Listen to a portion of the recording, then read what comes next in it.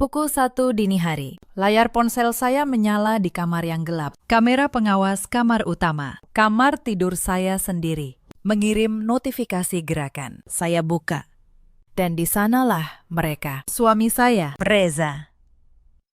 Membuka pintu kamar kami sambil tertawa. Di belakangnya, seorang perempuan muda melangkah masuk, melepas sepatunya di lantai marmer yang saya pilih sendiri, lalu menjatuhkan diri ke ranjang saya seolah itu miliknya. Istrimu sedang di luar kota, kan?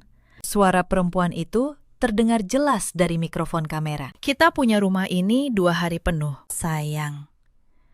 Reza tertawa. Nikmati saja. Sebentar lagi rumah ini memang jadi milik kita. Saya duduk di kamar hotel, 300 km jauhnya, memegang ponsel dengan tangan yang tidak bergetar. Saya tidak menangis. Saya tidak berteriak. Saya hanya menatap layar itu, lalu tersenyum. Karena mereka lupa satu hal, rumah yang mereka rebut malam itu, mobil yang Reza kendarai, kartu yang mereka gesek di setiap restoran. Semuanya bernafas dari satu sumber. Dan sumber itu adalah saya. Malam itu, saya tidak merencanakan perceraian. Saya merencanakan sesuatu yang jauh lebih rapi. Saya akan menikahkan mereka dengan tangan saya sendiri. Lalu saya akan mematikan setiap aliran uang yang selama ini membuat mereka merasa menjadi raja dan ratu. Satu persatu, sampai mereka sadar, istana yang mereka perebutkan hanyalah rumah pajangan yang tidak ada artinya. Halo, sahabat.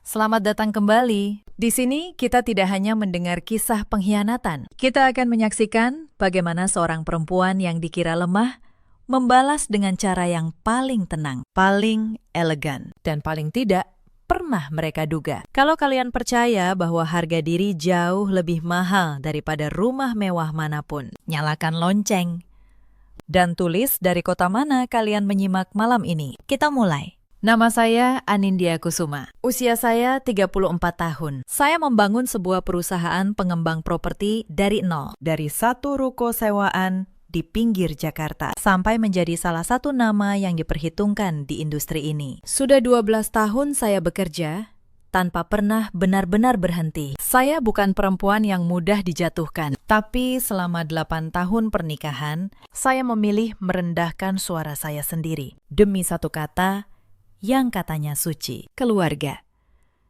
Rumah kami ada di kawasan Pondok Indah. Sebuah hunian dengan jendela kaca dari lantai sampai langit-langit, taman kecil di belakang, dan garasi untuk 3 mobil. Orang yang lewat pasti mengira itu rumah impian, dan memang begitu terlihat. Tapi tidak ada yang tahu. Rumah itu menyimpan rahasia yang bahkan suami saya tidak pernah mengerti. Suami saya, Reza, 35 tahun. Dulu saya mengenalnya sebagai lelaki yang hangat, yang bisa membuat saya tertawa di tengah hari-hari yang penuh angka dan tenggat.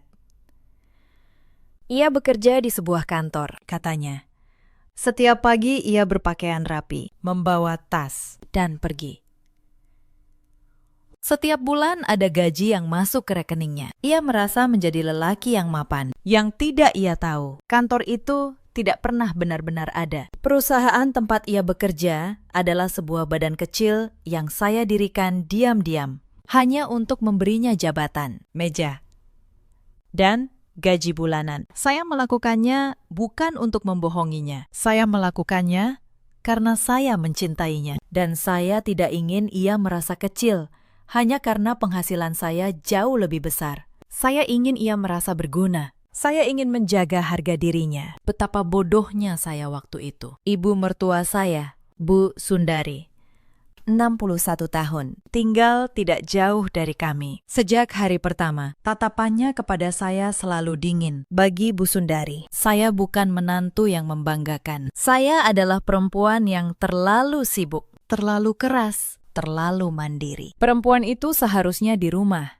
Reza, katanya berkali-kali. Seolah saya tidak ada di ruangan yang sama. Bukan sibuk mengejar uang sampai lupa melayani suami. Ia tidak pernah bertanya dari mana datangnya rumah tempat ia minum teh setiap minggu. Ia tidak pernah bertanya siapa yang membayar semua yang ia nikmati. Ia hanya tahu satu hal.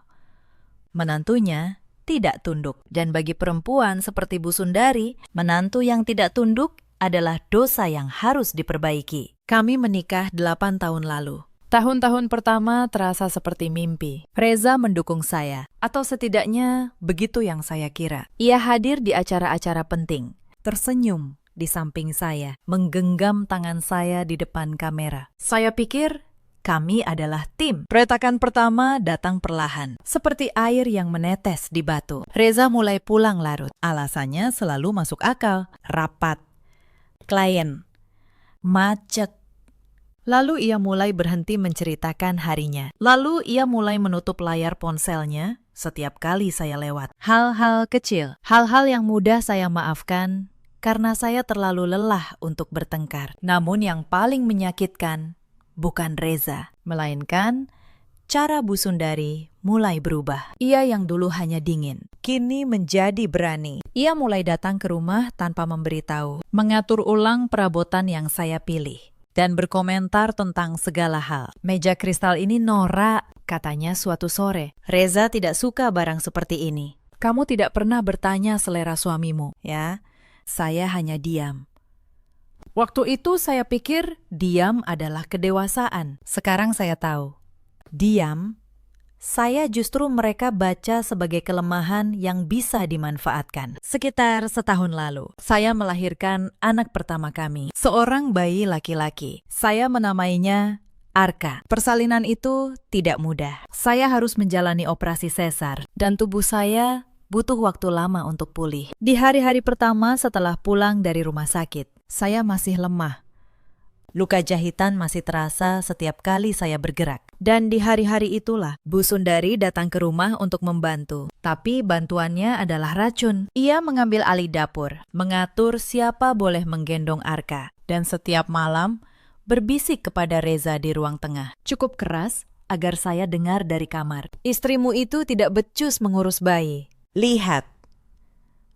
Badannya masih berantakan. Perempuan karir memang begitu. Anak jadi korban. Saya mendengar semuanya sambil menyusui Arka di kamar. Air mata saya jatuh, tapi saya tidak keluar. Saya berkata pada diri sendiri bahwa ini hanya masa sulit, bahwa nanti semua akan membaik. Ada satu kejadian yang seharusnya membuka mata saya jauh lebih awal. Beberapa bulan sebelum Arka lahir, saya baru saja menyelesaikan sebuah kesepakatan besar. Proyek yang membuat perusahaan saya naik pesat. Malam itu saya pulang dengan hati ringan, ingin merayakannya bersama Reza. Saya membawa makanan kesukaannya. Saya menyiapkan cerita. Tapi begitu saya masuk, Reza sedang menelpon ibunya di ruang tengah. Dan ia tidak menyadari saya sudah pulang. Ya, Bu, katanya.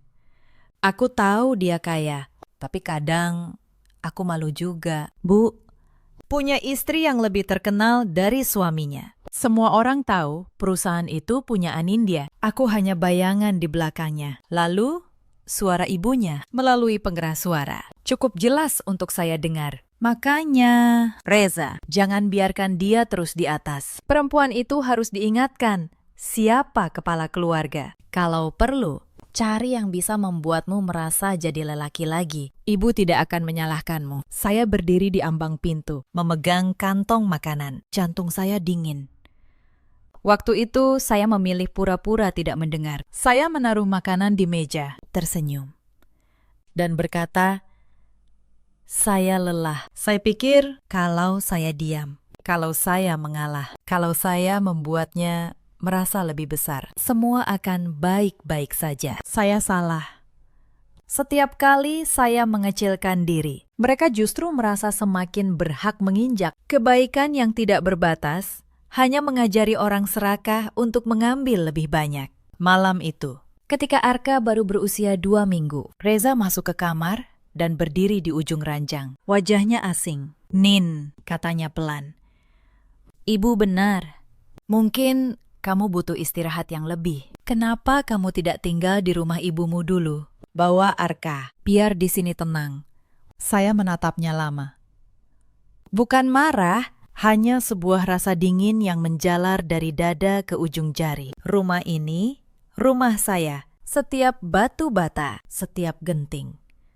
Setiap sudutnya, saya yang bangun. Dan lelaki yang tidur di kasur yang saya beli, yang makan dari uang yang saya cari, sedang menyuruh saya pergi. Saya tidak menjawab malam itu, tapi di dalam keheningan, sesuatu dalam diri saya berubah. Kebaikan saya selama ini mereka anggap sebagai kelemahan yang bisa mereka injak. Malam itu, saya mengerti satu hal. Mereka tidak pernah mencintai saya. Mereka mencintai apa yang saya berikan. Dan mereka mengira sumbernya tidak akan pernah kering. Mereka salah besar. Saya tidak pergi ke rumah ibu saya. Saya melakukan sesuatu yang lebih dingin. Saya pura-pura menurut. Keesokan paginya, saya berkata kepada Reza bahwa saya akan pergi. Bukan ke rumah ibu, tetapi ke kota lain. Untuk mengurus sebuah proyek yang menurut saya butuh perhatian langsung. Saya bilang, saya akan membawa Arka. Saya bilang, mungkin butuh waktu 1 minggu, mungkin 2. Wajah Reza berubah cerah.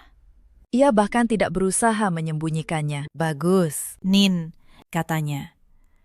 Hampir terlalu cepat. Fokus saja ke kerjaanmu. Aku urus rumah. Ia mencium kening saya, ciuman yang terasa seperti ucapan selamat tinggal dari seseorang yang sudah lama pergi. Saya membalas dengan senyum. Di dalam hati, saya sudah mulai menghitung. Saya memang pergi, tapi saya tidak pergi jauh. Saya menyewa sebuah unit apartemen tenang di pusat kota, tempat saya bisa bekerja, merawat Arka.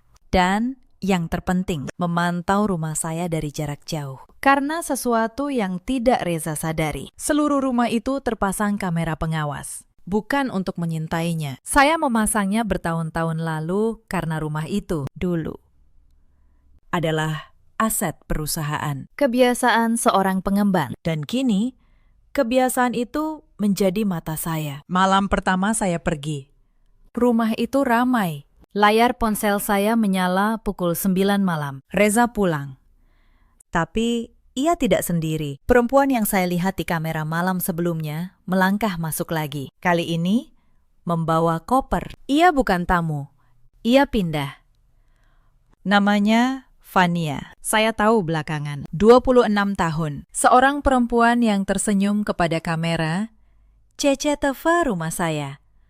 Tanpa tahu, kamera itu bukan miliknya untuk dinikmati. Ia berjalan mengelilingi ruang tamu saya, menyentuh vas, membuka lemari, tertawa. Rumah ini besar banget, katanya.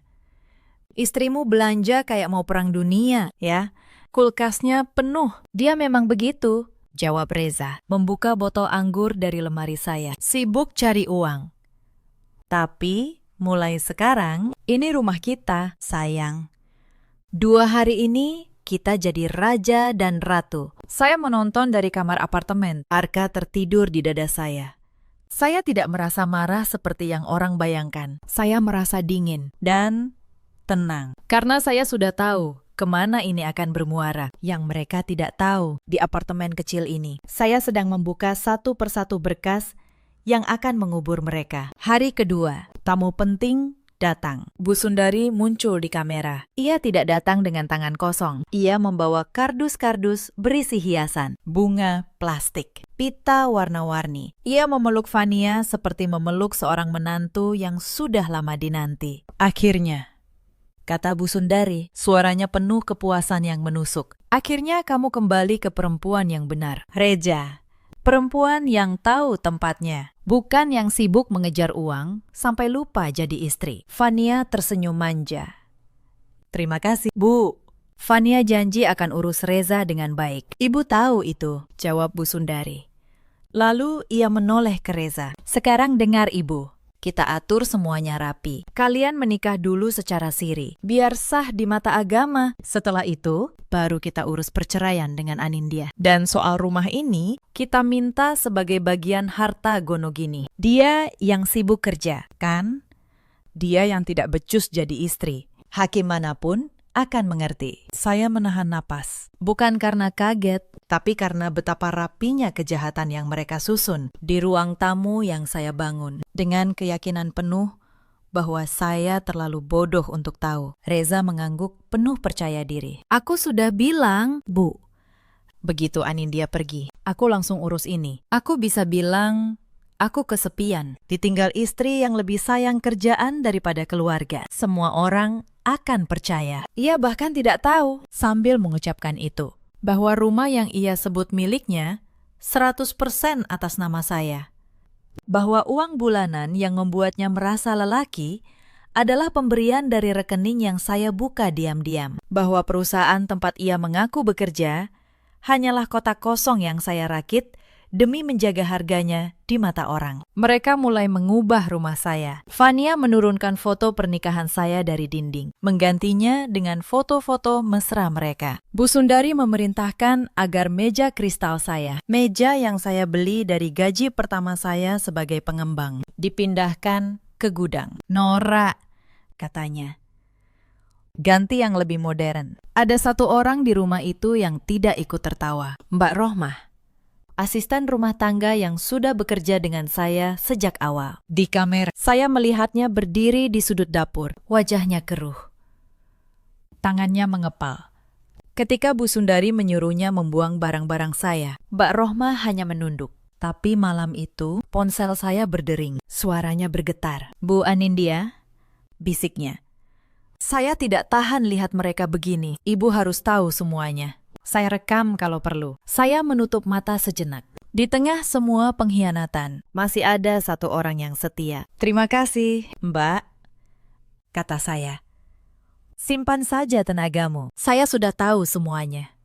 Dan sebentar lagi, mereka juga akan tahu. Mbak Rohmah tetap bercerita. Suaranya bergetar menahan marah. Ia bilang Bu Sundari kini mengatur segala hal di rumah.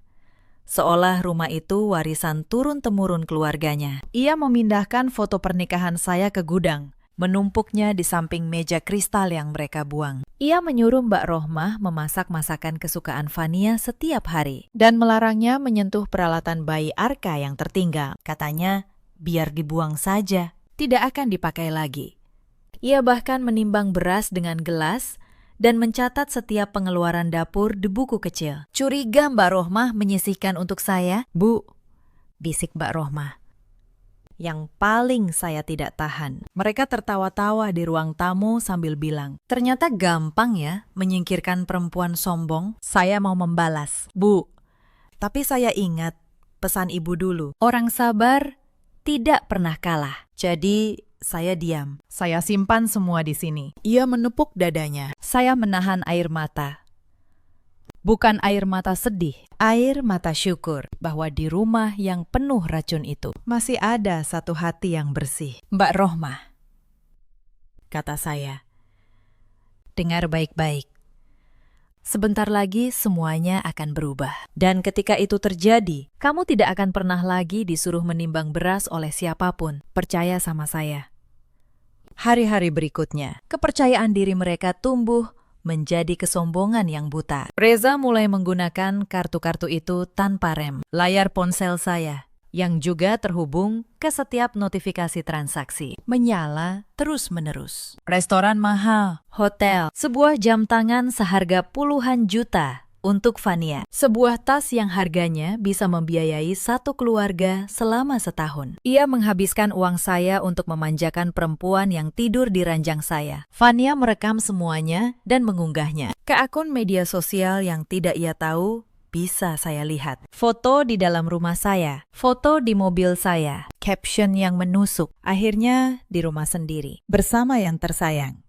Ada yang sibuk cari uang, ada yang sibuk menikmati hidup. Ratusan komentar, dan Reza di kolom komentar menekan tanda suka. Suatu akhir pekan, mereka menggelar pesta. Sebuah pesta besar di rumah saya untuk memperkenalkan Fania kepada kerabat dan teman-teman Reza sebagai calon istri yang sebenarnya. Mereka memesan catering mahal, menyewa penata dekorasi, memesan kue bertingkat. Semua dibayar dengan kartu saya. Saya melihat tagihannya masuk satu persatu, angka demi angka. Sementara di kamera, saya menyaksikan rumah saya dipenuhi orang asing yang bersulang atas kehancuran pernikahan saya. Di tengah pesta, Fania mengangkat gelasnya dan berpidato. Saya mendengarnya jernih dari mikrofon kamera. Terima kasih semuanya sudah datang. Aku tahu banyak yang bertanya soal istri Reza yang lama. Jujur, Aku kasihan sama dia. Perempuan yang terlalu sibuk kerja sampai lupa jadi perempuan. Untung Reza ketemu aku sebelum terlambat. Sekarang, rumah ini akhirnya punya nyonya yang benar. Tawa memenuhi ruangan. Reza tertawa paling keras.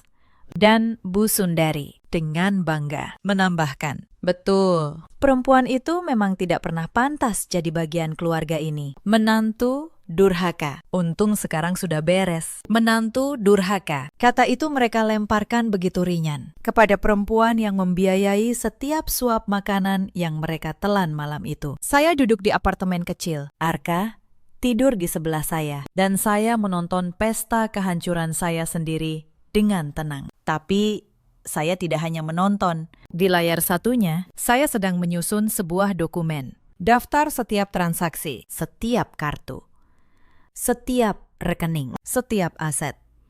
Saya memberi tanda pada masing-masing, mempersiapkan momen ketika semua benang itu akan saya tarik dalam satu tarikan. Mereka berpesta di atas jurang, tertawa, bersulang, tanpa tahu bahwa tanah tempat mereka berdiri sepenuhnya milik saya. Dan saya malam itu hanya perlu bersabar sedikit lebih lama. Karena semakin tinggi, mereka merasa terbang. Semakin jauh, mereka akan jatuh. Keesokan paginya, saya menerima sebuah pesan dari nomor tak dikenal. Ternyata dari Fania. Ia mengirim foto dirinya di kamar tidur saya, mengenakan salah satu gaun yang saya tinggalkan, dan menulis, pas banget di badanku. Sepertinya semua yang punya kamu memang lebih cocok untukku, termasuk suamimu. Terima kasih, ya. Saya menatap pesan itu lama, dulu. Mungkin saya akan menangis. Sekarang, saya hanya menyimpannya sebagai bukti, sebagai satu lagi alasan mengapa saya tidak perlu merasa bersalah atas apa yang akan saya lakukan. Lalu, saya meletakkan ponsel, menggendong Arka, dan mulai menyiapkan langkah terakhir. Suatu malam, Bu Sundari menelpon saya. Untuk pertama kalinya dalam berminggu-minggu. Suaranya dibuat lembut, dibalut racun. Anindya, ibu mau bicara baik-baik. Kamu perempuan pintar. Kamu pasti mengerti. Rumah tangga kalian sudah tidak bisa diselamatkan. Reza tidak bahagia. Lebih baik kalian berpisah baik-baik. Dan soal rumah, kamu relakan saja untuk Reza. Anggap itu tanggung jawabmu, karena sudah menelantarkannya. Kamu kan mampu cari rumah lain. Kamu kan wanita karir. Saya memegang ponsel, menatap ke jendela apartemen, ke gemerlap kota di bawah. Saya hampir tertawa. Perempuan ini menyuruh saya menyerahkan rumah saya sendiri sebagai bentuk permintaan maaf karena telah dikhianati. Baik, Bu, kata saya. Suara saya setenang danau. Saya mengerti, saya tidak akan menghalangi kebahagiaan Reza. Kalau memang itu yang terbaik, saya akan urus semuanya dengan rapi. Beri saya waktu untuk menyiapkan berkasnya. Di ujung telepon, Bu Sundari tertawa puas. Nah, begitu. Ternyata kamu bisa jadi menantu yang tahu diri juga. Saya menutup telepon. Tapi mereka tidak berhenti di situ. Beberapa hari kemudian, layar ponsel saya kembali menyala. Kamera ruang tengah menangkap Bu Sundari sedang membongkar lemari. Bukan lemari biasa. Itu lemari tempat saya menyimpan perhiasan pemberian mendiang ibu saya dan beberapa barang milik Arka. Ia membuka kotak demi kotak, mengangkat kalung emas ke arah cahaya, menimbangnya di telapak tangan. Vanya, panggilnya. Sini lihat. Perhiasan ini bagus-bagus. Sayang kalau dibiarkan. Anindya sudah tidak akan kembali. Ini semua bisa jadi milikmu. Fania berlari mendekat. Matanya berbinar. Serius? Bu, boleh Fania ambil? Ambil saja, jawab Bu Sundari enteng. Anggap ini hadiah pernikahan. Yang ini kita jual. Lumayan buat modal pesta. Yang bagus kamu pakai. Dia perempuan sombuan itu tidak akan berani menuntut apapun. Dia sudah menyerah. Saya menatap layar itu dengan rahang mengeras. Mereka bukan hanya merebut suami dan rumah. Mereka mulai menjarah kenangan ibu saya dan warisan untuk anak saya. Tapi saya tetap tidak bergerak. Saya hanya merekam setiap detik, Karena setiap keserakahan yang mereka pertontonkan adalah satu paku lagi di peti mereka sendiri. Puncaknya datang keesokan harinya. Saya harus kembali ke rumah. Hanya sebentar. Untuk mengambil beberapa perlengkapan bayi Arka yang tertinggal. Obat dan susu khususnya. Saya masuk dengan tenang. Membawa Arka. Begitu Bu Sundari melihat saya, wajahnya langsung berubah galak. "Mau apa kamu kesini?" bentaknya. Menghalangi jalan. "Kamu sudah setuju pergi. Jangan cari-cari alasan untuk kembali. Saya hanya mengambil obat Arka." "Bu," kata saya, "tenang, sebentar saja." Fania muncul di belakangnya, bersandar di dinding sambil melipat tangan. Ia menatap saya dengan senyum meremehkan. "Kasihan ya. Sudah dicerai, masih balik-balik ke rumah orang. Sadar diri sedikit dong. Rumah ini sekarang punya kami. Kamu itu tamu di sini." Kata itu, tamu. Menusuk lebih dalam dari yang mereka kira. Di rumah yang saya bangun dari nol, saya disebut tamu oleh perempuan yang baru tidur di ranjang saya seminggu. Reza berdiri di ambang dapur, melihat semuanya.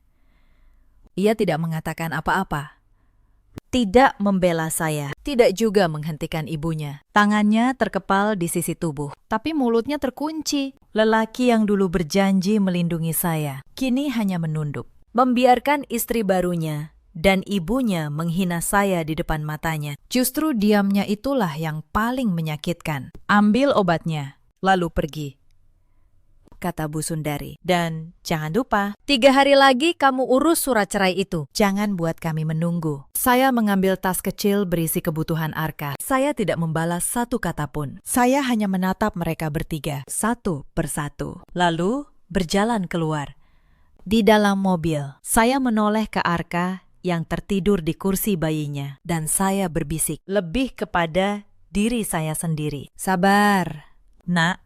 Sebentar lagi Ibu akan menunjukkan kepada mereka siapa kita sebenarnya." Malam itu, saya duduk diam, sangat lama. Kalian yang mendengar ini, coba bayangkan berada di posisi saya. Dikhianati di rumah sendiri. Disuruh menyerahkan segalanya oleh orang-orang yang hidup dari keringat kita. Menurut kalian, apakah saya masih pantas bertahan sebagai perempuan yang baik-baik saja? Tulis di kolom komentar. Karena malam itu, saya memilih untuk berhenti menjadi perempuan yang mereka kira. Yang mereka minta adalah berkas perceraian yang akan saya berikan jauh lebih dari itu. Saya mulai bekerja dalam diam. Saya menghubungi Pak Gunawan, notaris pribadi saya, yang sudah mengurus setiap aset saya selama 10 tahun terakhir. Kami bertemu di kantornya, jauh dari keramaian, dan saya menaruh sebuah map tebal di meja. "Saya ingin memastikan semuanya bersih," kata saya.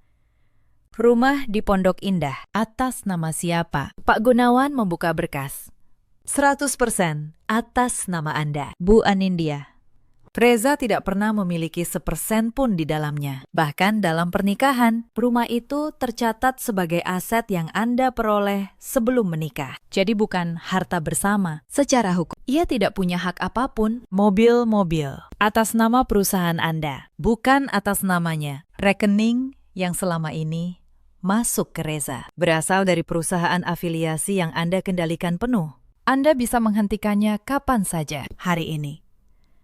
Dengan satu tanda tangan, saya mengangguk pelan. Semua yang mereka rebut, semua yang mereka banggakan, tergantung pada satu benang. Dan benang itu ada di tangan saya. Tapi saya tidak akan menariknya terburu-buru. Saya ingin mereka naik setinggi mungkin dulu, supaya jatuhnya terasa. Ada satu hal lagi, Pakistan, kata saya. Mereka berencana menikah siri. Ibu mertua saya yang mengatur. Katanya biar sah di mata agama sebelum menceraikan saya. Pak Gunawan menatap saya, khawatir. "Apa Anda ingin saya cegah?" Saya tersenyum. Untuk pertama kalinya dalam berminggu-minggu. Senyum yang tulus. "Tidak. Pakistan, justru sebaliknya. Saya ingin pernikahan itu terjadi. Saya bahkan ingin membantunya. Saya akan datang sebagai istri yang merestui. Biarkan mereka mengikat diri mereka sendiri. Di depan saksi. Di depan agama.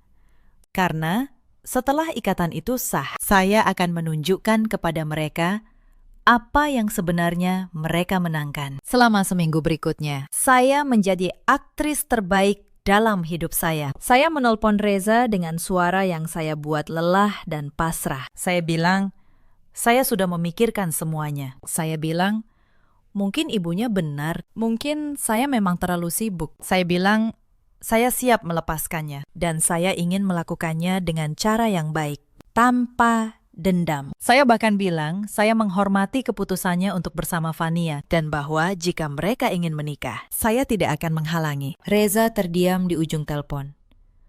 Ia tidak menyangka akan semudah ini. Kamu serius? Nin, aku serius, kata saya. Aku capek bertengkar. Aku hanya ingin semuanya selesai dengan tenang. Kalau kalian mau menikah siri, lakukan saja. Aku bahkan akan hadir kalau kalian izinkan. Sebagai tanda bahwa aku benar-benar merelakan. Di seberang.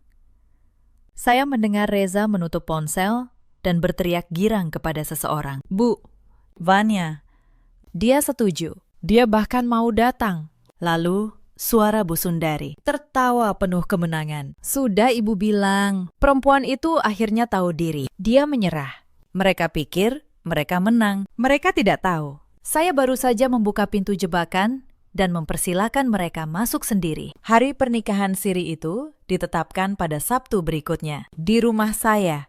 Di ruang tamu yang sudah mereka ubah menjadi milik mereka. Bu Sundari mengundang seorang penghulu, beberapa kerabat dekat, dan menyiapkan pesta kecil dengan hiasan norak yang ia bawa. Fania mengenakan gaun putih. Reza mengenakan baju koko baru yang tentu saja dibeli dengan kartu saya. Saya datang tepat waktu. Saya mengenakan gaun sederhana berwarna gelap, rambut tersanggul rapi, wajah tenang. Saya menggendong Arka. Ketika saya masuk, ruangan hening sejenak. Mereka menatap saya seperti menatap hantu yang sopan. Anindya, sapa Bu Sundari. Berusaha ramah. Kamu benar-benar datang. Tentu, Bu, jawab saya. Tersenyum. Ini hari penting. Saya ingin menyaksikannya sendiri. Fania mendekat. Dagunya terangkat. Ia menatap saya dari atas sampai bawah, lalu tersenyum sinis. Terima kasih sudah merelakan Reza. Aku tahu ini pasti berat untuk perempuan sepertimu. Sibuk kerja, sampai lupa cara menjaga suami. Tenang, aku akan urus dia lebih baik darimu. Saya menatap perempuan itu. Muda, cantik, dan begitu yakin bahwa ia baru saja memenangkan sesuatu yang berharga. Saya yakin kamu akan mengurusnya dengan sangat baik, kata saya lembut. Kalian berdua sangat cocok. Kalian pantas mendapatkan satu sama lain. Fania tidak menangkap ironi di kalimat itu. Bu Sundari juga tidak. Mereka mengira itu restu. Padahal itu vonis. Penghulu memimpin akad. Reza mengucapkan ijab kabul dengan suara mantap. Fania menangis bahagia. Bu Sundari mengangkat tangan berdoa. Wajahnya berseri, seolah baru saja menyelamatkan putranya dari seorang penyihir. Para kerabat bertepuk tangan, dan saya berdiri di sudut, menggendong Arka, tersenyum. Sambil di dalam saku gaun saya, jari saya menyentuh layar ponsel. Ketika akad selesai, ketika mereka resmi terikat di mata agama dengan disaksikan banyak orang, saya melangkah maju. Boleh saya bicara sebentar? Tanya saya. Suara saya jernih memenuhi ruangan. Semua menoleh. Bu Sundari mengangguk anggun. Mengira saya akan memberi ucapan selamat perpisahan. Silakan. Anindya. Kami dengarkan. Saya berdiri di tengah ruangan yang pernah menjadi ruang tamu saya. Saya menatap Reza. Lalu Fania. Lalu Bu Sundari. Pertama, kata saya. Saya ingin mengucapkan selamat. Sungguh. Kalian akhirnya bersatu. Dan mulai detik ini, kalian akan hidup bersama sebagai suami dan istri dengan segala tanggung jawabnya. Termasuk tanggung jawab yang selama ini kalian kira ditanggung orang lain. Ruangan mulai terasa aneh. Senyum Bu Sundari sedikit memudar. Kedua, lanjut saya. Mengeluarkan ponsel. Karena Reza kini sudah memiliki keluarga baru. Sudah sepantasnya ia berdiri di atas kakinya sendiri. Maka, mulai hari ini, saya menutup rekening perusahaan yang selama 8 tahun mengirim gaji ke rekeningnya. Perusahaan tempat ia mengaku bekerja. Perusahaan yang sebenarnya tidak pernah ada. Hanya kotak kosong yang saya buat agar suami saya merasa menjadi lelaki. Saya menekan satu tombol di layar. Lalu, saya mengangkat ponsel itu agar mereka lihat. Sudah, aliran itu berhenti selamanya. Wajah Reza berubah. Apa? Apa maksudmu, Nin? Perusahaan itu. Aku kerja di sana bertahun-tahun. Kamu tidak pernah bekerja, Reza, kata saya, tanpa membentak, tanpa menaikkan suara. Kamu hanya menerima setiap rupiah yang kamu banggakan. Setiap kali kamu merasa mentraktir. Setiap kali kamu merasa jadi lelaki mapan. Itu uang saya. Dan sekarang uang itu pulang ke pemiliknya. Fania menoleh ke Reza. Wajahnya mulai pucat. Res. Apa yang dia bilang? Kamu bilang kamu punya kantor. Kamu bilang kamu mapan. Reza tidak bisa menjawab. Saya melanjutkan. Ketiga, mobil yang kamu kendarai ke sini. Reza, mobil yang kamu pakai menjemput istri barumu. Itu atas nama perusahaan saya. Pagi tadi, sebelum acara ini, saya sudah memerintahkan untuk menariknya. Kalau kalian keluar sekarang, kalian tidak akan menemukannya di garasi. Sudah diderek. Bu Sundari berdiri. Wajahnya merah. Kamu tidak bisa begini. Ini kejam. Kamu perempuan licik. Saya menatapnya. Dan untuk pertama kalinya, saya membiarkan sedikit ketegasan masuk ke suara saya. Licik.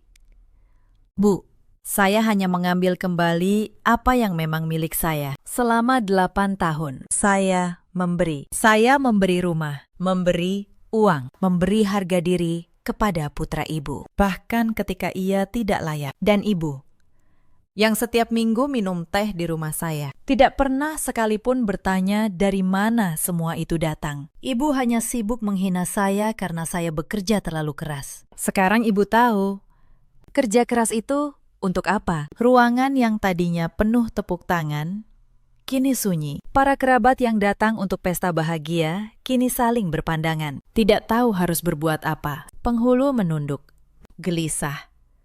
Reza melangkah ke arah saya. Tangannya gemetar. Nin, tunggu. Kita bisa bicara. Aku hilaf. Ibu yang menyuruhku. Fania yang menggodaku. Aku masih suamimu. Rumah ini kita bisa bagi. Jangan ambil semuanya. Saya menatap lelaki yang pernah saya cintai ini. Tidak ada lagi apapun di dalam dada saya untuknya. Bukan benci, hanya kekosongan yang bersih. Reza, kamu baru saja menikah 10 menit yang lalu dengan perempuan lain di depan ibumu.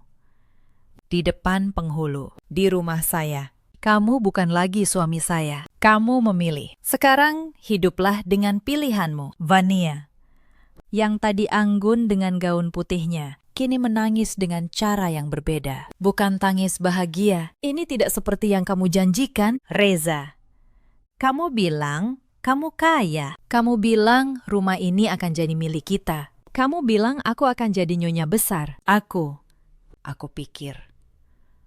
Reza tergagap. Ia menoleh ke ibunya, mencari pertolongan yang tidak akan datang. Bu Sundari dengan sisa harga dirinya mencoba menyerang. Baik, ambil uangmu. Kami tidak butuh.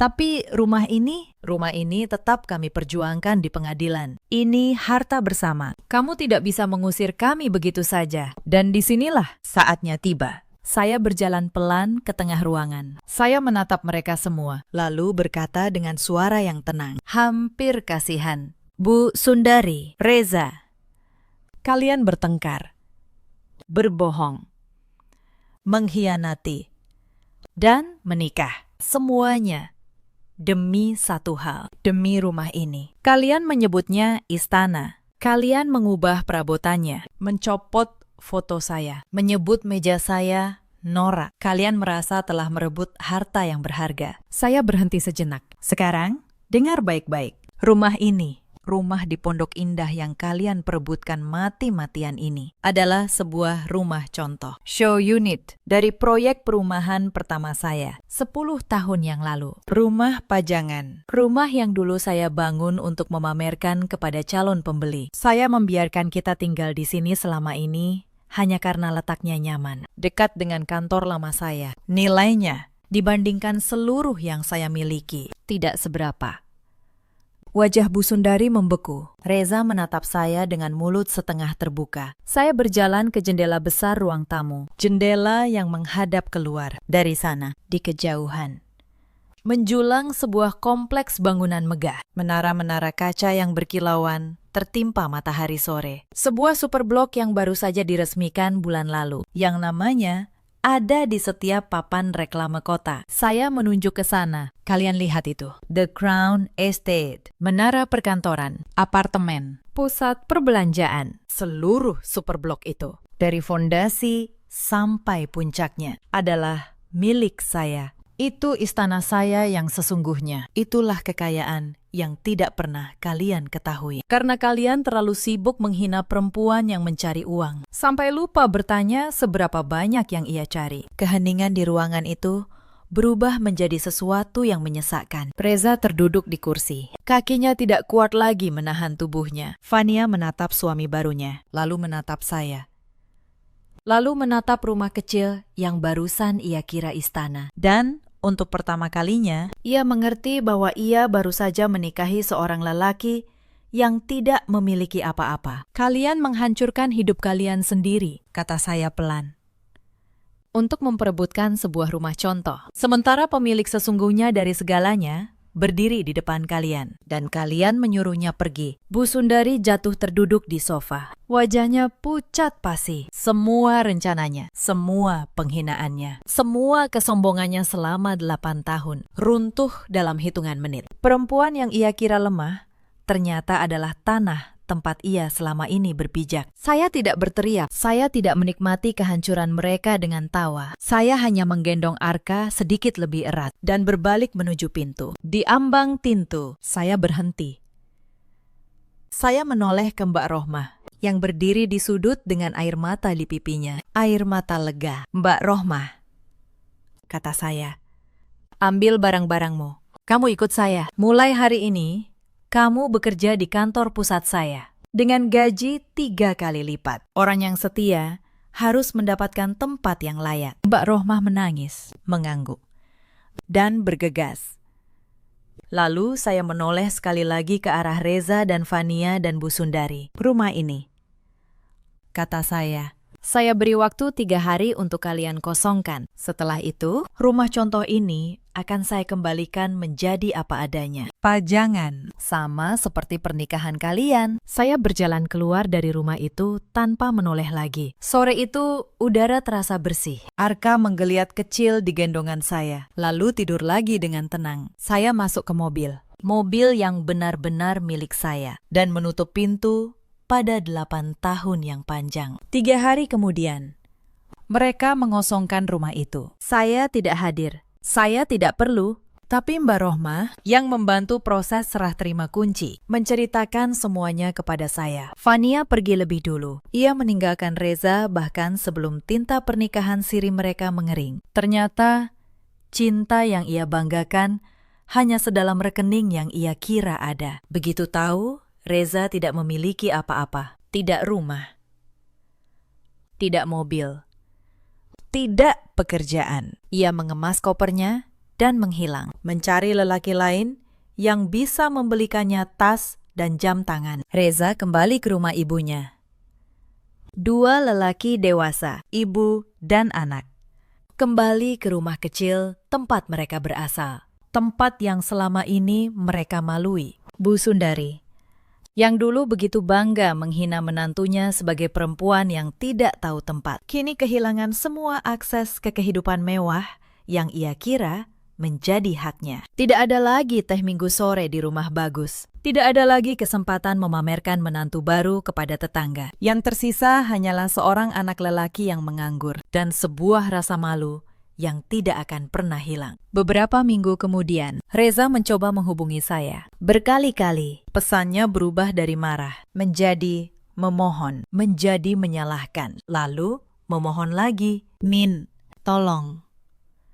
Aku menyesal. Aku tidak punya apa-apa lagi. Setidaknya, beri aku pekerjaan.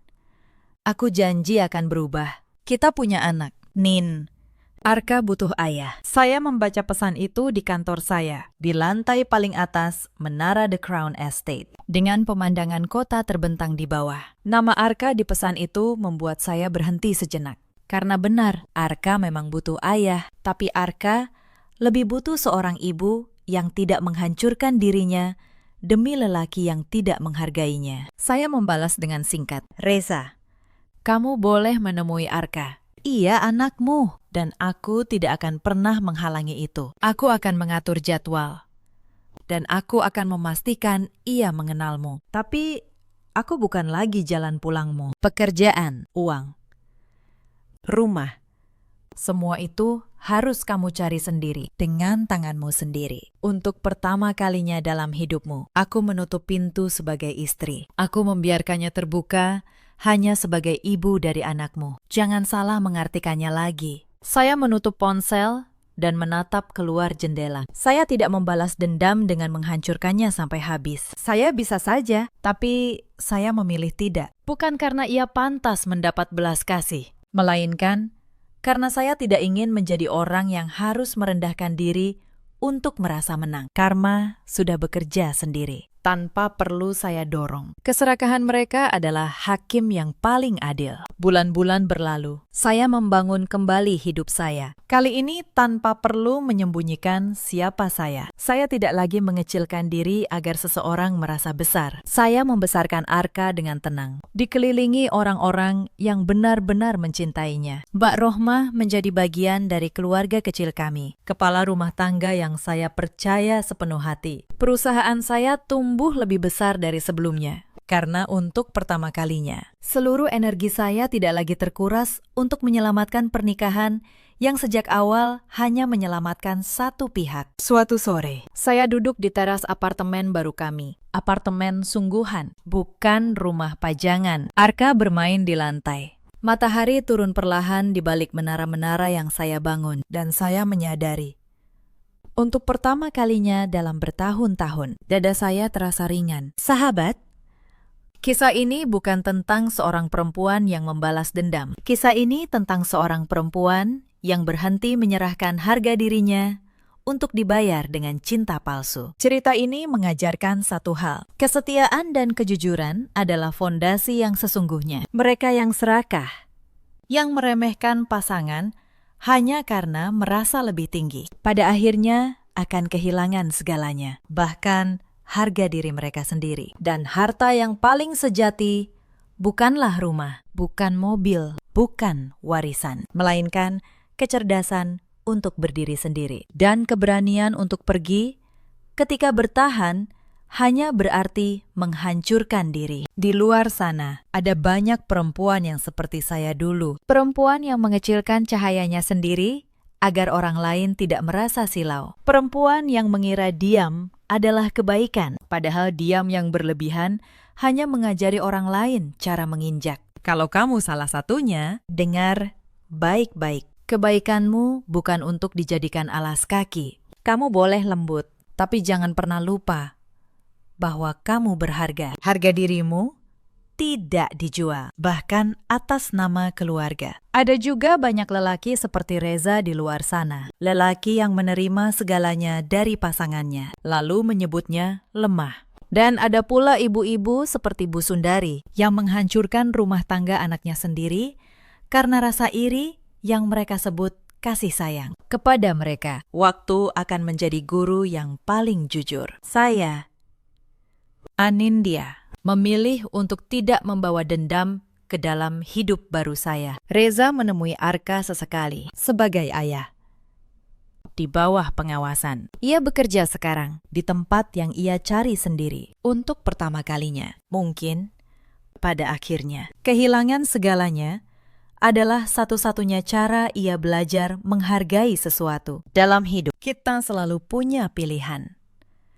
Kita bisa terus bertahan di tempat yang menghina kita, atau kita bisa melangkah keluar dan membangun istana kita sendiri. Menurut kalian, apakah saya mengambil keputusan yang benar? Kalau kalian pernah berada di posisi seperti saya, ceritakan di kolom komentar. Bagikan kisah ini kepada perempuan yang mungkin sedang lupa betapa berharganya dirinya. Terima kasih sudah menemani saya sampai akhir. Sampai jumpa di kisah berikutnya. Di hari pertama saya menjadi menantu, ibu mertua meletakkan sebuah buku aturan di atas tempat tidur pengantin kami. Isinya satu hal, menantu di rumah ini berdiri paling rendah, makan paling akhir, dan tidak berhak atas apapun. Saya membacanya, lalu tersenyum, karena di dalam tas saya ada sehelai surat yang membuat seluruh aturan itu tidak berarti apa-apa. Halo, sahabat.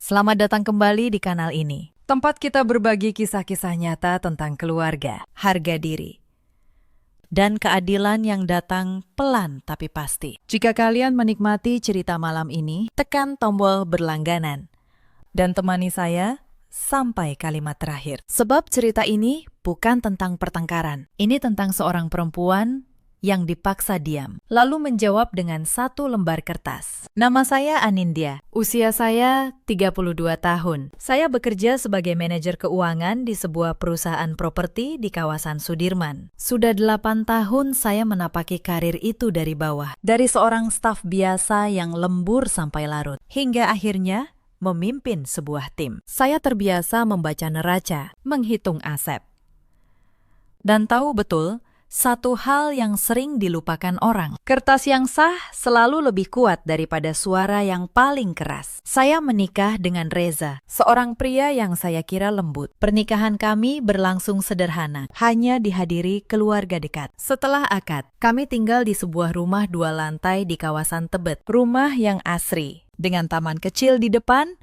dan pagar besi berwarna gelap. Bagi orang yang lewat, itu rumah keluarga yang hangat. Bagi saya, di bulan-bulan pertama, itu adalah sebuah sangkar yang rapi. Ibu mertua saya bernama Bu Sukarsih.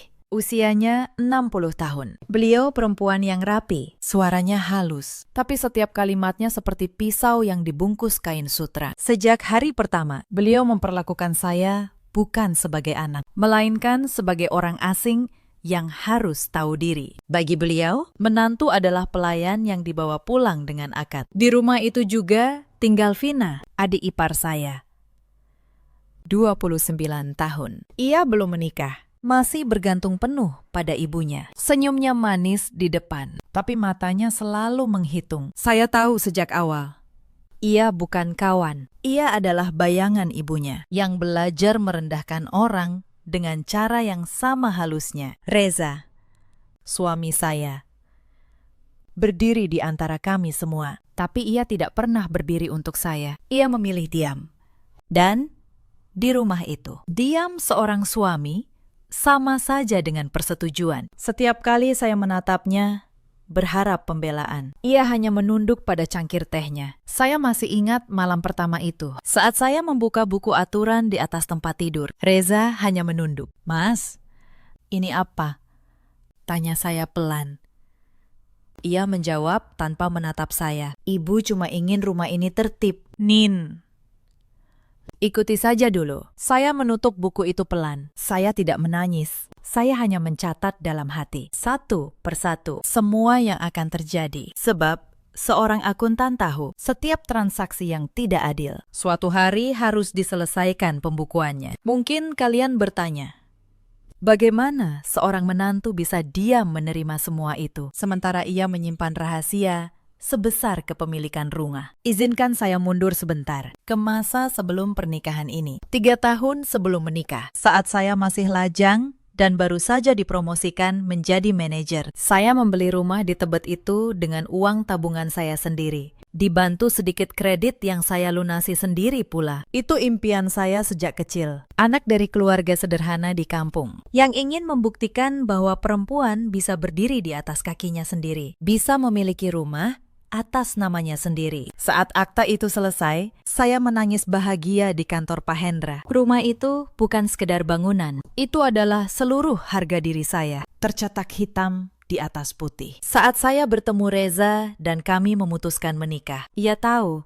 saya punya rumah, tapi keluarganya tidak pernah benar-benar bertanya. Mereka berasumsi saat kami menikah, Bu Sukarsi dan Vina ikut pindah ke rumah itu dengan alasan agar bisa saling menjaga. Dan entah bagaimana di kepala mereka, rumah itu berubah menjadi milik keluarga Reza. Mungkin karena Reza laki-laki, mungkin karena di pikiran mereka, apapun yang dimiliki seorang istri, otomatis menjadi milik suaminya dan keluarganya. Saya bisa saja meluruskan sejak awal, tapi saya memilih diam, bukan karena takut, tapi karena saya ingin melihat siapa mereka sebenarnya saat mereka mengira saya tidak punya apa-apa. Sebab, cara seseorang memperlakukan orang yang mereka anggap tak berdaya adalah cermin paling jujur dari hati mereka. Saya membiarkan cermin itu menunjukkan wajahnya hari demi hari. Dan saya mencatat setiap bayangan yang muncul di sana. Itulah sebabnya saya bisa diam. Saya bukan menantu yang lemah dan terdesak. Saya adalah pemilik rumah yang sedang dengan sabar mempelajari para penghuninya. Setiap aturan yang mereka buat untuk merendahkan saya, sesungguhnya hanya berlaku karena saya mengizinkannya berlaku. Dan izin itu, suatu hari, akan saya cabut. Bukan dengan amarah, tapi dengan satu lembar kertas di waktu yang saya pilih sendiri. Pagi berikutnya, aturan itu mulai bekerja. Jam 5:30, Bu Sukarsi sudah duduk di meja makan. Beliau menatap saya yang baru turun. Menantu baru, jam segini baru bangun, katanya. Siapkan sarapan. Lalu, kamu berdiri. Tunggu kami selesai. Baru kamu boleh makan sisanya. Saya tersenyum. Baik, Bu. Saya menyiapkan nasi goreng untuk semua orang. Lalu, saya berdiri di sudut dapur, memandang mereka makan. Reza sempat melirik saya. Tapi, ia tidak berkata apa-apa. Vina makan dengan lahap. Sesekali menyisakan piring kotor di depan saya, seolah membereskannya adalah tugas saya. Saya berdiri di sana selama hampir 40 menit. Perut saya kosong, tapi pikiran saya jernih. Saya bukan sedang menderita. Saya sedang mengamati. Saya menghitung berapa lama beliau bisa mempertahankan permainan ini. Dan saya tahu satu hal. Permainan yang dibangun di atas ketidakadilan selalu punya retakan. Saya hanya perlu menemukannya, lalu menunggu. Malam itu, di kamar, saya membuka laptop dan mulai menyusun sesuatu yang belum mereka bayangkan. Sebuah catatan, rapi, bertanggal, dengan angka yang tepat. Mereka tidak tahu.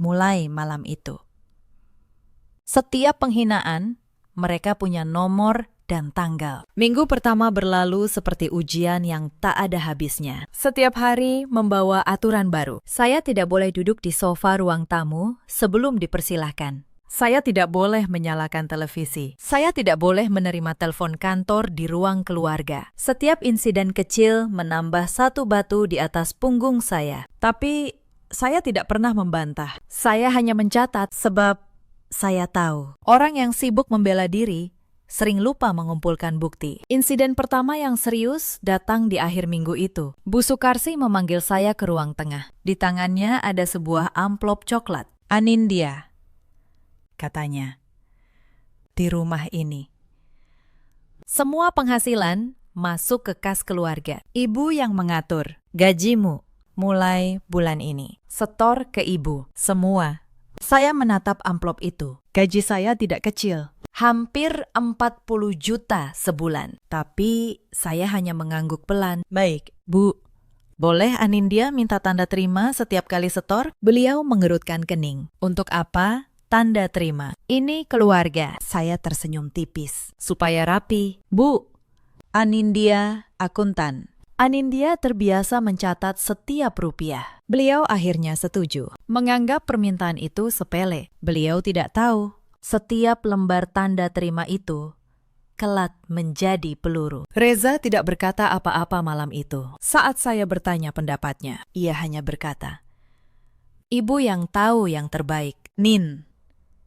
Saya memandang punggungnya yang membelakangi saya. Saya mulai mengerti. Suami saya bukan sekutu. Ia hanya penonton di rumahnya sendiri. Tapi malam itu, ia tidak tahu. Ada satu rahasia di rumah ini yang bahkan ia sendiri tidak pernah pahami. Sebuah rahasia yang saya simpan sejak sebelum kami menikah. Insiden kedua menyusul tak lama kemudian. Suatu sore, Bu Sukarsih masuk ke kamar saya tanpa mengetuk. "Anindya," katanya.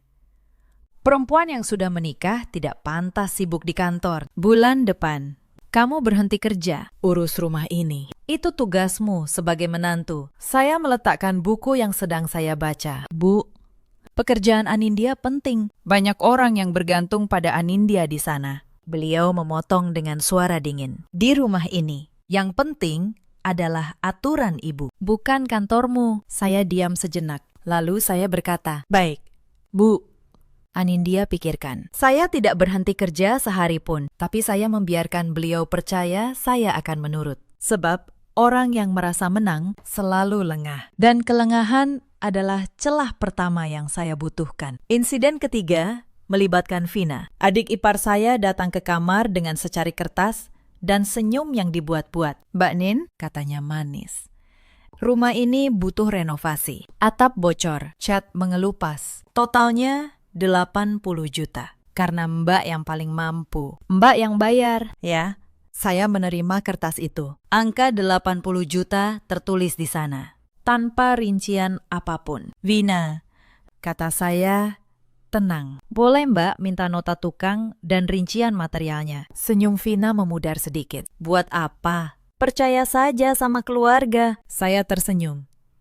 "Mbak akuntan." "Vina, Mbak tidak bisa mengeluarkan uang tanpa nota. Itu prinsip, bukan soal percaya." Ia pergi dengan wajah masam. 3 hari kemudian, kertas itu kembali. Kali ini dengan nota yang katanya dari tukang. Tapi saya tahu angka-angka. Harga material di nota itu dinaikkan 2 kali lipat. Saya tidak membantah. Saya hanya membayar dengan transfer supaya ada jejaknya. Lalu diam-diam saya menemui tukang yang sebenarnya. Saya meminta nota asli dari beliau. Selisihnya hampir 60 juta. Saya menyimpan kedua nota itu berdampingan. Suatu hari, keduanya akan bicara di depan banyak orang. Insiden keempat terjadi di hari ulang tahun Vina. Bu Sukarsih mengadakan syukuran kecil. Di tengah acara, beliau mengeluarkan sebuah kotak beludru merah. Di dalamnya 3 batang emas berkilau. "Ini untuk Vina," kata beliau bangga di depan semua tamu. "Dari kas keluarga." Saya tahu persis dari mana kas keluarga itu berasal. Sebagian besar dari gaji yang saya setor setiap bulan. 3 batang emas itu nilainya hampir 200 juta. Diberikan kepada adik ipar di depan mata saya. Seolah saya hanya tamu yang kebetulan lewat. Saya tersenyum dan ikut bertepuk tangan. Tidak ada yang melihat tangan saya. Yang lain mencatat di ponsel tanggal, jumlah, dan dari mana uangnya. Malam itu, saya menambahkan 1 baris lagi di neraca diam saya. Reza melihat semuanya. Ia tahu uang itu berasal dari saya, tapi ia hanya menunduk, menyeruput tehnya, dan diam. Saya menatapnya lama malam itu. Saya bertanya dalam hati, sampai kapan lelaki ini akan bersembunyi di balik kata ibu yang tahu? Ia tidak menyadari. Beberapa minggu lagi, ia akan dipaksa memilih di depan seluruh keluarga besarnya. Bulan berikutnya, saat menjelang Lebaran, permainan khas keluarga itu menunjukkan wajah aslinya. Saya menyetor gaji seperti biasa, ditambah THR. Dari kantor yang jumlahnya cukup besar. Bu Sukarsih menerimanya dengan senyum. Tapi beberapa hari kemudian, saya melihat Vina pulang membawa tas tangan bermerek baru, sepatu baru, dan ponsel keluaran terbaru. Saat saya bertanya pelan kepada Mbak Tuti, beliau berbisik, "Itu dari kas keluarga, Nak. Bu Sukarsih yang kasih ke Vina buat Lebaran." Jadi begitu, uang yang saya setor dengan susah payah, hasil lembur dan tanggung jawab di kantor, mengalir menjadi barang-barang mewah untuk adik ipar yang bahkan tidak bekerja. Sementara saya, saat Lebaran tiba, hanya menerima sebuah amplop kosong dari Bu Sukarsih dengan kalimat, "Menantu tidak perlu THR. Kamu kan sudah numpang di rumah keluarga." Saya menerima amplop kosong itu dengan senyum. Saya bahkan berterima kasih. Tapi amplop kosong itu saya simpan. Suatu hari, Ia akan menjadi simbol dari segala ketidakadilan yang saya terima dengan sabar. Saat itulah saya benar-benar memahami pola mereka. Mereka tidak sekadar merendahkan saya karena saya menantu. Mereka melakukannya karena mereka butuh saya tetap di bawah, agar mereka bisa terus mengambil. Harga diri saya yang diinjak, gaji saya yang dikuras. Semua itu adalah bagian dari satu mesin yang sama. Mesin yang dirancang untuk memerah seorang perempuan sampai kering, lalu membuangnya saat ia tak lagi berguna. Saya tahu.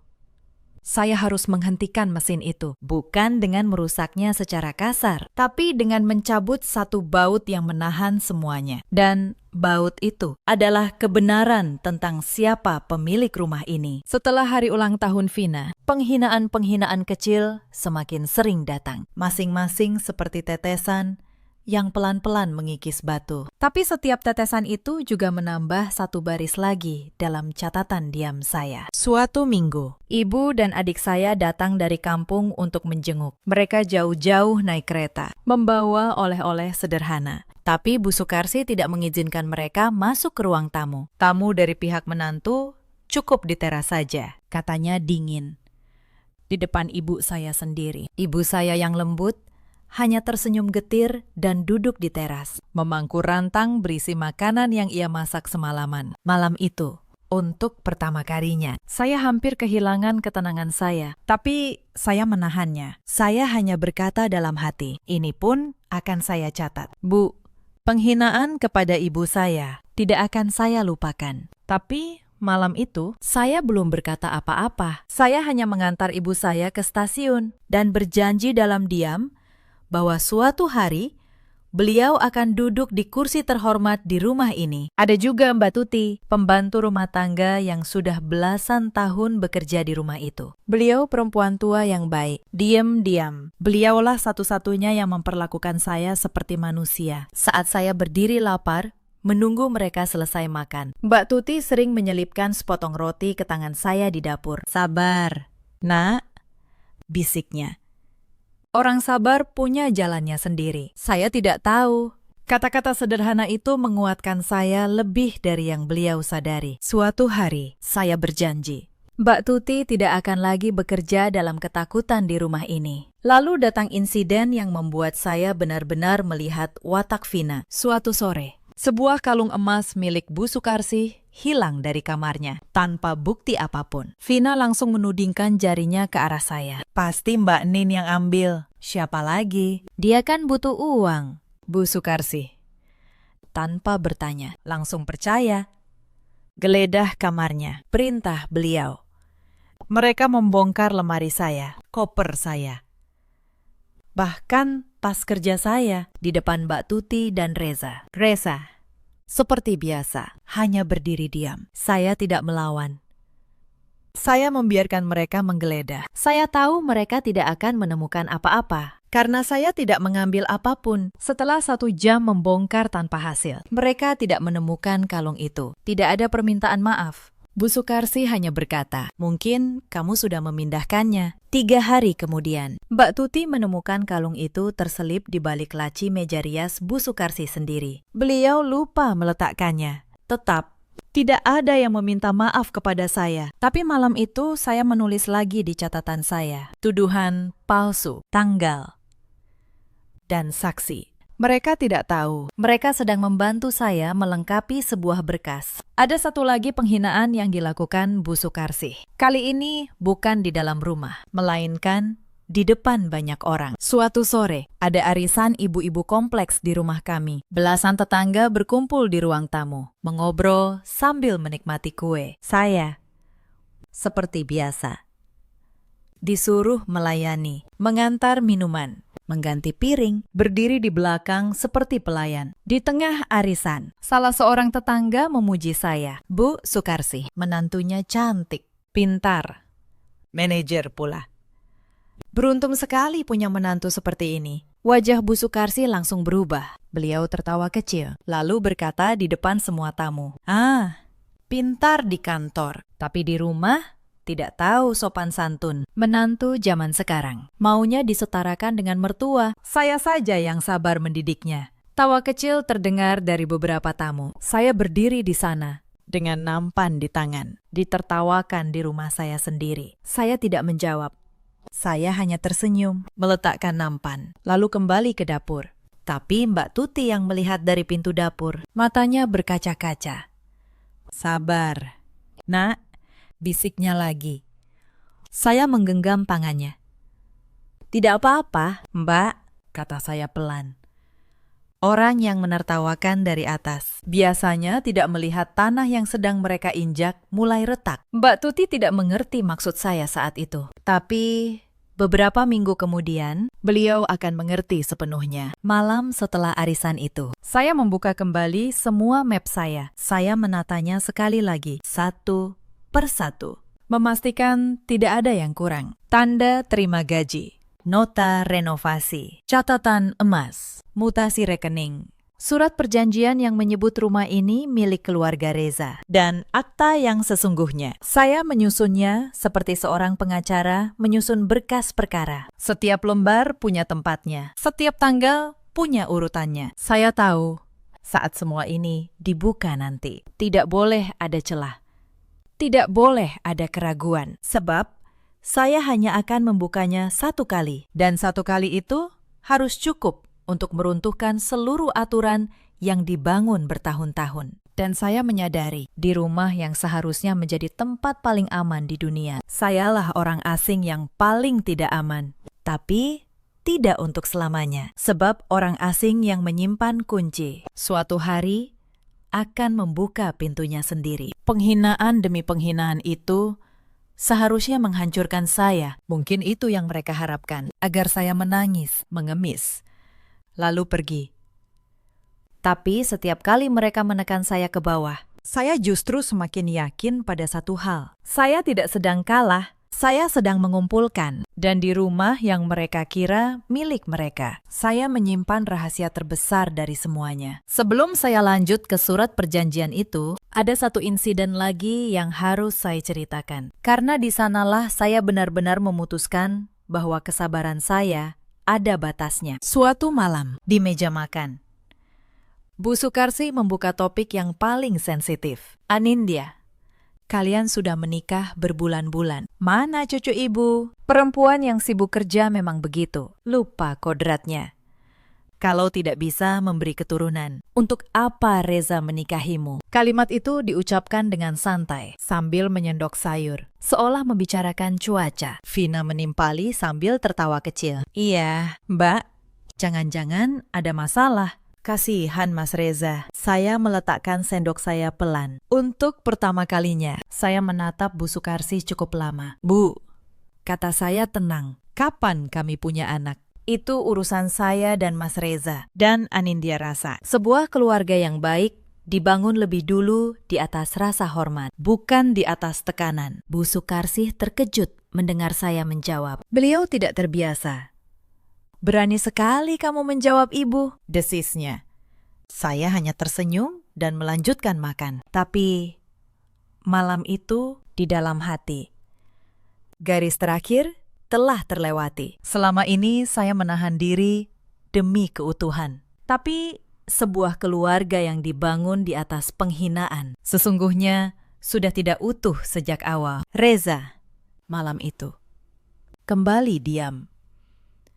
Saya menatapnya, dan untuk pertama kalinya, saya tidak lagi berharap apapun darinya. Saya hanya merasa kasihan pada lelaki yang begitu takut pada ibunya, sampai ia rela mengorbankan istrinya, sepotong demi sepotong, hanya demi menghindari konflik. Ia tidak tahu dengan diam itu, ia kehilangan saya jauh lebih cepat daripada jika ia membela saya dan bertengkar dengan ibunya. Insiden kelima adalah yang paling berani. Suatu malam, Bu Sukarsi memanggil saya, Reza, dan Vina ke ruang tamu. Di atas meja ada sebuah map biru. Anindya, kata beliau, ini surat perjanjian. Isinya, kamu menyerahkan hak pakai dan hak tinggal atas rumah ini sepenuhnya kepada keluarga. Tanda tangani sekarang. Saya membuka map itu pelan. Surat itu ditulis rapi, bahkan ada materai di pojoknya. Mereka pikir saya akan takut melihat materai. Mereka pikir saya tidak mengerti hukum. Saya membaca setiap kalimat dengan tenang. Di paragraf ketiga, saya menemukan kalimat yang membuat saya hampir tertawa dalam hati. Surat itu menyebut rumah ini sebagai kutipan milik keluarga besar Reza. Saya menutup map itu. Bu, kata saya, surat seperti ini perlu dipahami betul. Beri Anindya waktu 1 minggu untuk membacanya. Beliau menatap saya tajam. Untuk apa 1 minggu? Tanda tangan sekarang. Saya tetap tenang. Anindya tidak pernah menandatangani apapun tanpa membacanya 3 kali. Bu, itu prinsip Anindya di kantor dan di rumah. Akhirnya, beliau mengalah, tapi matanya menyimpan kemarahan yang dingin. Malam itu, saya tidak tidur. Saya membaca surat itu berulang kali, dan saya tersenyum. Sebab, dalam surat itu, mereka dengan yakin menulis bahwa rumah ini milik keluarga Reza. Mereka tidak tahu. Mereka sungguh tidak tahu siapa pemilik sah rumah ini. Surat yang mereka buat untuk menjebak saya justru menjadi pengakuan tertulis bahwa mereka percaya pada sesuatu yang salah. Saya menyimpannya baik-baik. Itu bukan ancaman bagi saya. Itu hadiah. Tapi malam itu, saya belum berkata apa-apa. Belum waktunya. Insiden ke-6 membuka mata saya tentang Reza sepenuhnya. Suatu pagi, saat memeriksa mutasi rekening bersama kami melalui aplikasi bank, saya menemukan sesuatu. Selama 3 bulan terakhir, Reza diam-diam memindahkan tabungan kami ke rekening ibunya, sedikit demi sedikit, agar tidak mencolok. Tapi jika dijumlahkan, hampir 300 juta, tanpa sepatah kata pun kepada saya. Saya menatap layar ponsel itu lama sekali. Lalu, saya menutupnya pelan. Saya tidak marah. Anehnya, saya merasa lega. Potongan terakhir teka-teki ini akhirnya jatuh ke tempatnya. Malam itu saya bertanya kepadanya dengan suara biasa. Mas, kemana tabungan kita? Reza terkejut sesaat. Lalu, mencoba tenang. Ibu butuh modal usaha, Nin. Cuma sementara. Nanti dikembalikan. Saya mengangguk. Oh, begitu. Saya tidak bertengkar. Saya tidak menangis. Sebab saya tahu air mata dan teriakan tidak akan mengembalikan apapun. Hanya bukti yang bisa. Dan bukti itu, saya sudah mengumpulkannya sejak hari pertama. Setiap mutasi sudah saya unduh. Saya cetak. Saya simpan dalam 1 map. Tapi Reza tidur dengan tenang malam itu. Tak tahu, istrinya sedang menyusun lembar terakhir dari sebuah pembukuan yang panjang. Saya duduk lama di tepi tempat tidur malam itu, memandang Reza yang sudah tertidur. Lelaki yang dulu saya kira lembut, yang saya kira akan menjadi pelindung saya. Ternyata, ia hanya seorang anak yang tak pernah berani melepaskan diri dari bayang-bayang ibunya. 300 juta itu bukan sekedar uang. Itu adalah pengkhianatan yang paling halus. Bukan dengan teriakan, bukan dengan kekerasan, tapi dengan diam dan transfer-transfer kecil yang ia kira tak akan pernah saya ketahui. Saya membuka kembali catatan saya, membaca ulang dari halaman pertama. Setiap baris adalah 1 luka, tapi setiap baris juga adalah 1 bukti. Dan saya menyadari sesuatu malam itu. Selama berbulan-bulan, mereka mengira sedang mematahkan saya, padahal tanpa mereka sadari. Mereka sedang membangun dengan tangan mereka sendiri, batu demi batu, sebuah panggung. Tempat kebenaran akan berdiri. Setiap penghinaan adalah 1 paku. Setiap ketidakadilan adalah 1 papan. Mereka sedang membangun panggung untuk keadilan mereka sendiri. Dan mereka bahkan tidak tahu. Insiden ke-7 datang seminggu kemudian. Bu Sukarsi mengumumkan rencananya di meja makan dengan suara yang sengaja dibuat keras agar semua mendengar. Rumah ini, kata beliau, akan ibu balik nama ke Vina. Vina yang akan mengurusnya nanti. Anindya, kamu menantu. Kamu hanya numpang di sini. Tahu diri. Vina tersenyum penuh kemenangan. Melirik saya dari ujung matanya. Reza menunduk seperti biasa, mengaduk-aduk nasinya tanpa selera. Saya meletakkan sendok saya pelan. Tidak ada gemetar di tangan saya. Baik, Bu, kata saya.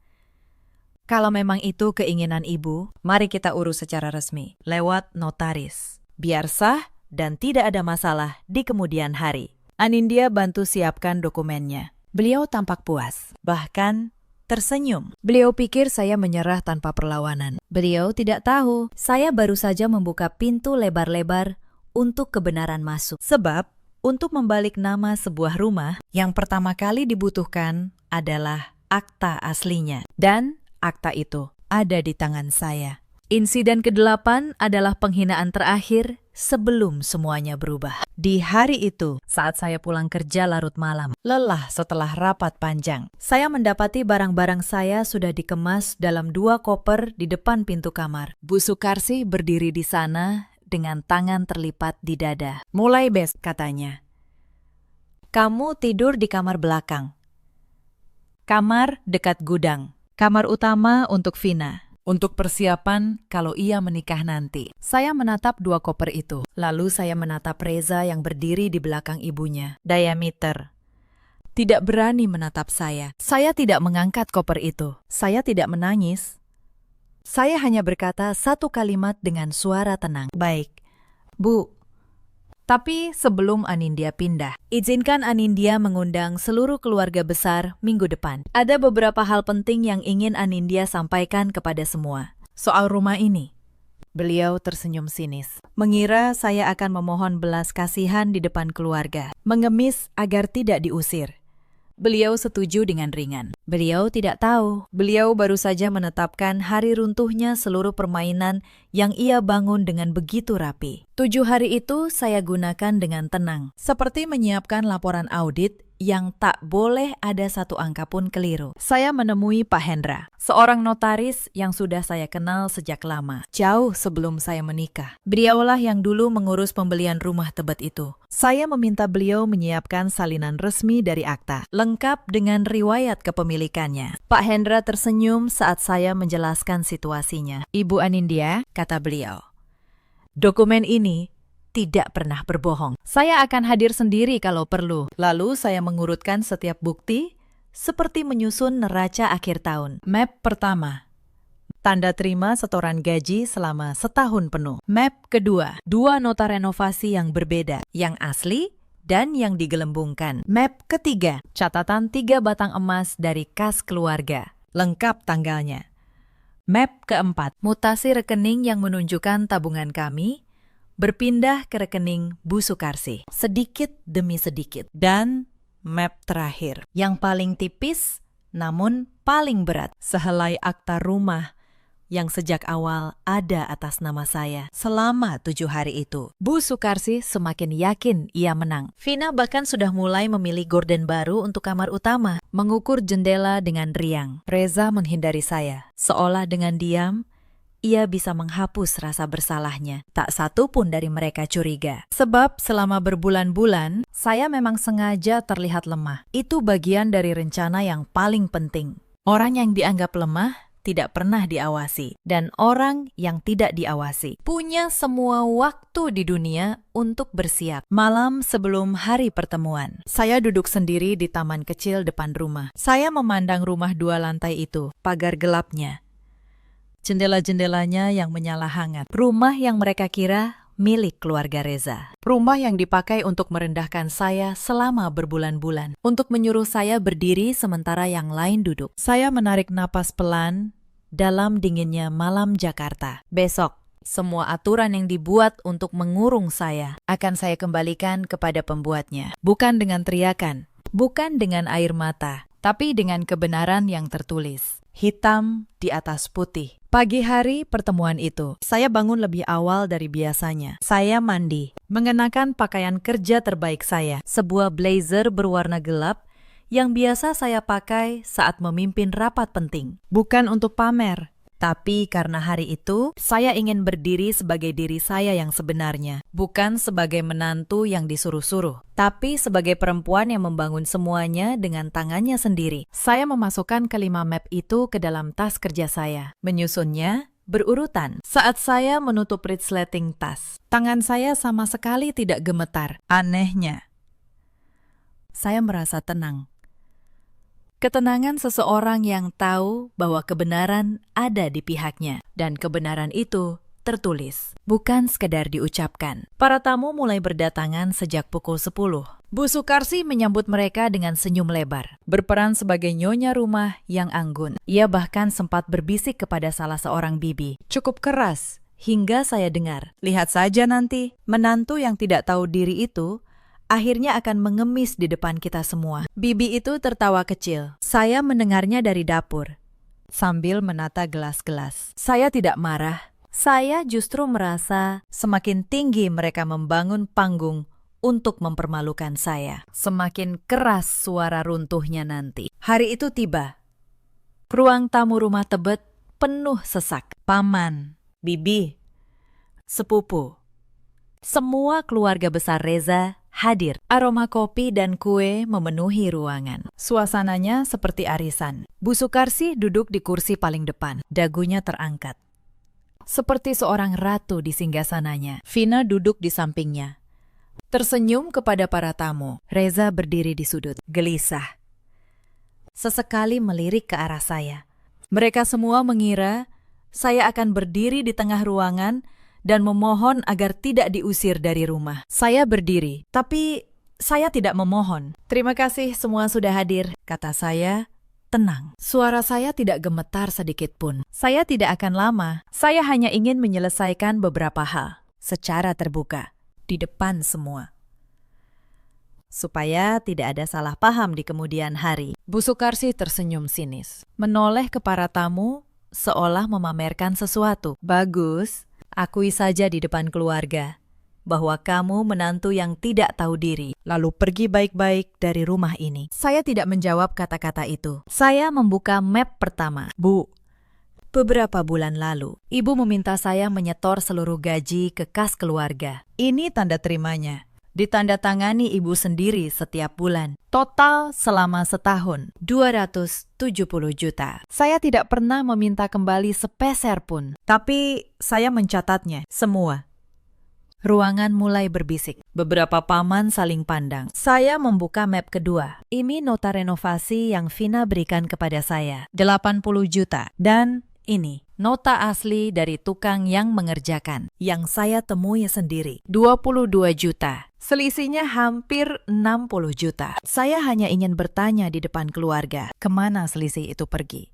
Wajah Vina memucat dalam sekejap. Bisik-bisik di ruangan semakin keras. Seorang bibi menutup mulutnya dengan tangan. Saya membuka map ketiga. Suara saya tetap datar. Dan ini, mutasi rekening tabungan saya dan Mas Reza. 300 juta. Dipindahkan diam-diam ke rekening ibu. Sedikit demi sedikit selama 3 bulan. Tanpa sepengetahuan saya, istrinya. Saya menatap Reza. Ia tidak berani mengangkat wajahnya. Seluruh ruangan kini menatapnya. Dan tatapan itu berbeda dari sebelumnya. Bu Sukarsi bangkit. Suaranya meninggi, mulai kehilangan ketenangannya. Apa maksudmu? Kamu mau mempermalukan keluarga ini di depan semua orang. Rumah ini milik kami. Kamu hanya menantu yang numpang di sini. Kamu tidak punya hak apa-apa. Saya menatap beliau lurus. Inilah saatnya. Tangan saya tenang saat membuka map terakhir. Saya membuka satu map lagi yang tadi belum saya sebut. Dan ini, Bu, mungkin yang paling ingin saya sampaikan di depan keluarga. Saya mengeluarkan beberapa lembar catatan. Beberapa minggu lalu, sebuah kalung emas milik ibu hilang tanpa bukti. Saya dituduh mencurinya. Kamar saya digeledah di depan banyak orang. 3 hari kemudian, kalung itu ditemukan di laci meja rias ibu sendiri. Tidak ada yang meminta maaf. Saya tidak menyebut ini untuk mempermalukan siapapun. Saya menyebutnya supaya kita semua ingat betapa mudahnya menuduh orang yang kita anggap lemah. Wajah Bu Sukarsi semakin pucat. Beberapa bibi yang hadir saat penggeledahan itu menunduk, teringat. Dan satu hal lagi, lanjut saya. Suara saya untuk pertama kalinya sedikit bergetar, bukan karena takut, tapi karena ini menyentuh tempat terdalam. Beberapa waktu lalu, ibu saya datang dari kampung. Beliau jauh-jauh naik kereta untuk menjenguk, tapi beliau tidak diizinkan masuk. Beliau disuruh duduk di teras, seperti pengemis, sambil memangku makanan yang ia masak semalaman untuk keluarga ini. Saya bisa menerima penghinaan kepada saya, tapi penghinaan kepada ibu saya. Itu yang membuat saya akhirnya berdiri di sini hari ini. Ruangan benar-benar sunyi sekarang. Saya melihat beberapa tamu mengusap mata. Penghinaan-penghinaan yang selama ini tersembunyi di balik dinding rumah, kini terbuka di bawah cahaya. Dan semua orang bisa melihat bentuknya yang sebenarnya. Bukan aturan keluarga, tapi kekejaman yang dibungkus kata sopan. "Bu," kata saya pelan. Namun setiap kata terdengar jelas di ruangan yang kini sunyi. "Ibu menyebut rumah ini milik keluarga.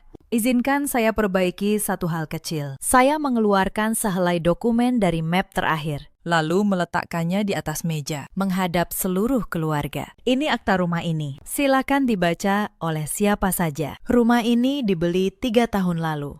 3 tahun lalu, jauh sebelum saya menikah dengan Reza. Dibeli dengan uang saya sendiri. Hasil kerja saya selama bertahun-tahun. Dan tertulis di akta ini, atas satu nama saja. Ruangan senyap total. Bahkan suara kipas angin terdengar. Bu Sukarsih menyambar dokumen itu dengan tangan yang mulai gemetar. Matanya membaca cepat, lalu berhenti. Lalu membeku. Di kolom pemilik, tertulis satu nama, Anindya. Bukan Reza, bukan keluarga Sukarsih. Hanya Anindya. Selama ini, kata saya.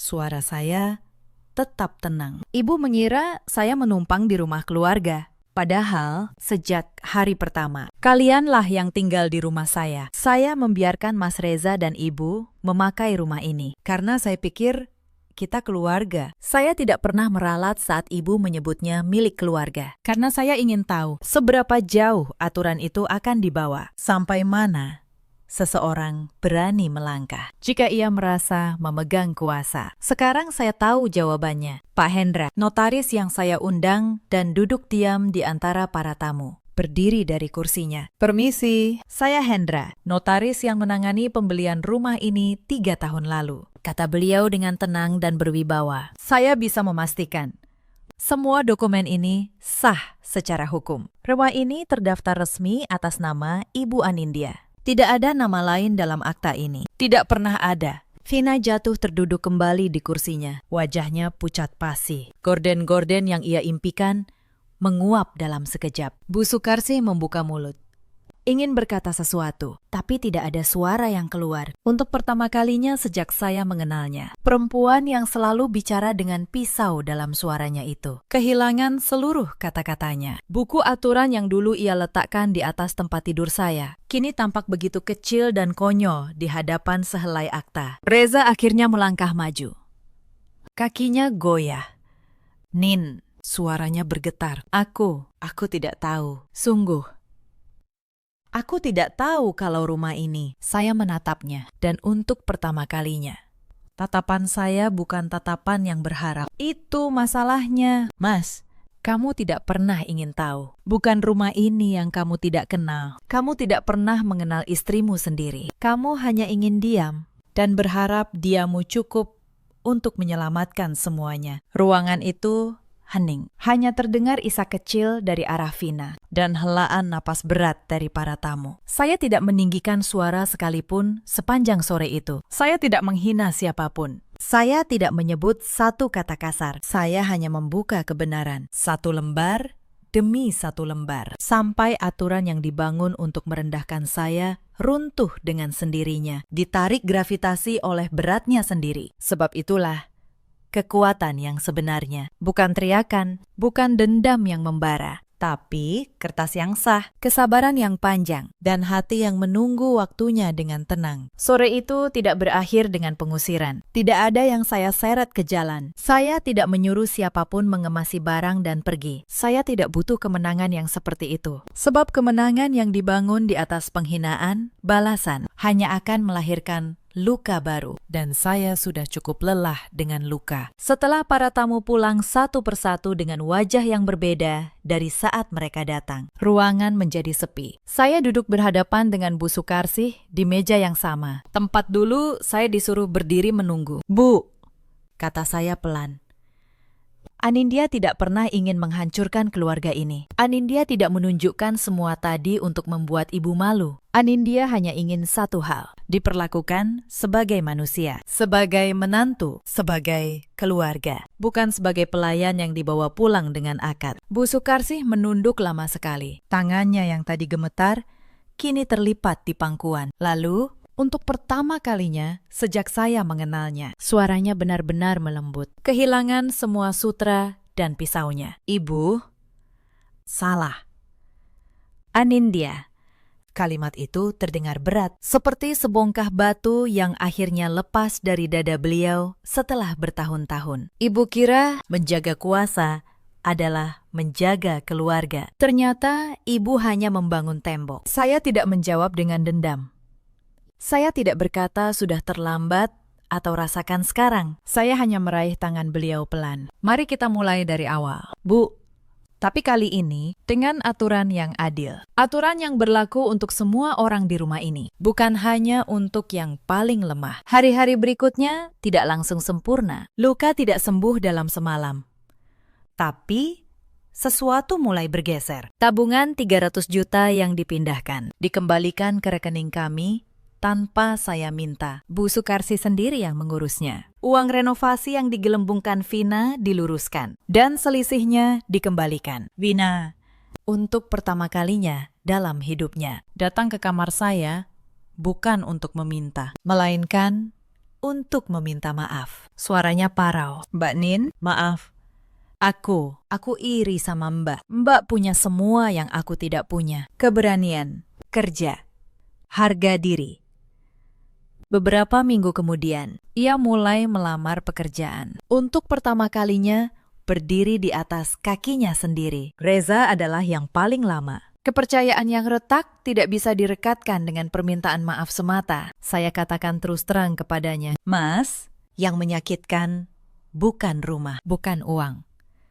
Yang menyakitkan adalah kamu memilih diam saat aku direndahkan di depan matamu. Berkali-kali ia menangis malam itu untuk pertama kalinya. Aku takut.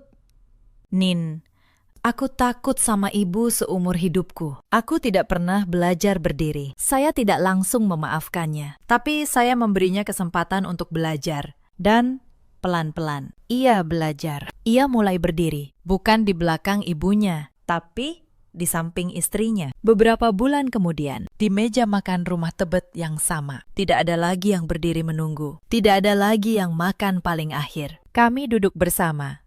Satu meja. Setara. Bu Sukarsih bahkan mengambilkan lauk untuk saya lebih dulu. Sesuatu yang dulu mustahil saya bayangkan. Makan yang banyak. Anindya, kata beliau, kamu kurus. Kerja terlalu keras. Saya tersenyum. Dan kali ini, senyum itu tulus, bukan topeng. Rumah yang dulu menjadi sangkar, perlahan menjadi rumah yang sebenarnya. Bukan karena saya menang, tapi karena akhirnya setiap orang di dalamnya menemukan posisinya yang terhormat. Suatu sore, saat saya hendak membereskan piring setelah makan, Bu Sukarsih mencegah saya pelan. Sudah, biar ibu saja. Kamu dan Reza jalan-jalan sana. Sudah lama kalian tidak punya waktu berdua. Saya dan Reza saling pandang. Ia menggenggam tangan saya. Kali ini erat, tidak lagi ragu. Kami berjalan keluar, menyusuri jalan kecil di kompleks Tebet di bawah langit senja. Saya tahu, ke depan masih akan ada gesekan, masih ada hari-hari yang sulit. Tapi sekarang, kami punya fondasi yang kokoh, kesetaraan, dan saling menghargai. Para sahabat yang telah menemani saya sampai di sini. Cerita ini mengajarkan satu hal yang sederhana, namun sering kita lupakan. Kehormatan dalam keluarga tidak pernah datang dari aturan yang memaksa, dari hierarki yang menempatkan seseorang di paling bawah. Ia tumbuh dari rasa saling menghargai, dari kesediaan untuk melihat orang lain sebagai manusia yang setara. Di luar sana, ada banyak perempuan yang setiap hari diminta tahu diri di rumah, yang seharusnya menjadi tempat mereka dicintai, yang disuruh berdiri sementara yang lain duduk, yang gajinya diambil, harga dirinya diinjak atas nama kata keluarga. Ada juga banyak suami yang memilih diam, mengira diam itu adalah kedamaian. Padahal diam di hadapan ketidakadilan adalah luka yang paling dalam. Dan ada pula para ibu mertua yang begitu takut kehilangan kuasa, sampai lupa bahwa kuasa yang dipegang dengan tangan besi hanya akan menggenggam udara kosong pada akhirnya. Dalam hidup, kita selalu punya pilihan. Kita bisa membalas luka dengan luka, kebencian dengan kebencian, sampai semua orang hancur bersama. Atau kita bisa membela harga diri kita tanpa kehilangan hati kita. Saya memilih yang kedua. Saya menggunakan akal untuk melindungi diri saya. Tapi pada akhirnya, saya menggunakan hati untuk mempertahankan keluarga saya. Dan itulah neraca paling berharga yang pernah saya seimbangkan sepanjang hidup. Neraca antara harga diri dan kasih sayang. Jika cerita ini menyentuh hati kalian, jika kalian pernah berdiri di posisi yang sama, ceritakan kisah kalian sendiri di kolom komentar. Mungkin cerita kalian akan menguatkan orang lain yang sedang diam-diam berjuang malam ini. Terima kasih sudah menemani saya sampai kalimat terakhir. Jaga harga diri kalian dan jaga hati kalian. Ingatlah selalu, sahabat, bahwa harga diri seorang perempuan tidak pernah ditentukan oleh seberapa rendah orang lain memperlakukannya, melainkan oleh seberapa teguh ia berdiri saat dunia menyuruhnya duduk. Sebab pada akhirnya, rumah yang sebenarnya bukanlah bangunan dari batu dan semen, melainkan tempat di mana setiap orang yang tinggal di dalamnya merasa dihargai sebagai manusia yang setara. Sampai jumpa di kisah berikutnya.